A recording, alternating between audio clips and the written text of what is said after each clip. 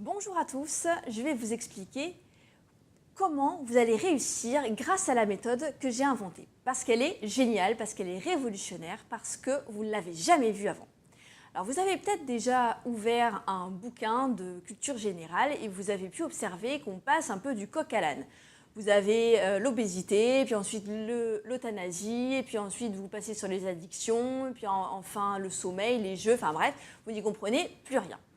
Alors vous savez que pour bien assimiler les cours et surtout pouvoir réutiliser les connaissances, mais il va falloir les assimiler d'une façon logique. Alors ce que je vous propose, c'est de suivre la méthode que je vous présente maintenant. Alors, on va commencer par des sujets d'abord simples, des sujets qui vous parlent, sur lesquels vous avez des connaissances. Donc, parce qu'on ne peut pas tout faire en même temps, et assimiler des connaissances, et assimiler de la méthode. Ceux qui vous disent ça, ils s'adressent à des personnes qui sont à un autre niveau que ceux qui préparent les concours paramédicaux. Alors je vous le disais, des sujets simples. Donc on va commencer par les besoins fondamentaux, l'alimentation, le sommeil, le sport ou encore la culture.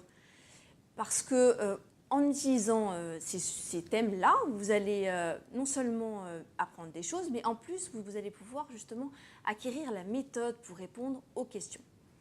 Dans un second temps, on va passer à des sujets qui sont un peu à la mode en ce moment, l'écologie, le stress ou bien encore les nouvelles technologies.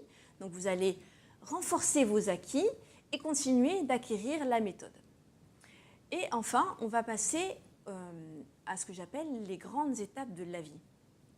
Donc on va traverser toutes les grandes étapes de la vie, ce qui va nous permettre d'aborder plein de sujets qui tomberont au concours, à l'écrit comme à l'oral. Alors, on va partir donc juste du fœtus et de la grossesse, en passant par l'enfance, l'adolescence, l'âge adulte, les seniors, les personnes âgées et enfin la fin de vie.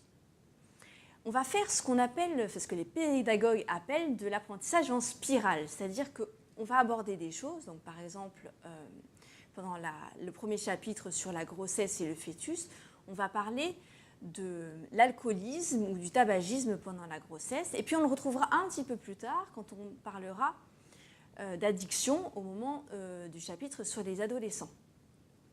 Donc vous allez acquérir des connaissances et puis vous allez les réutiliser petit à petit dans chacun des chapitres qu'on va voir. C'est pour ça que l'enchaînement des chapitres que j'ai choisi, ça n'a pas été un hasard. J'ai vraiment réfléchi pour que vous puissiez assimiler les connaissances et vous en resservir le jour J pour répondre aux questions du concours, parce que c'est ça l'objectif.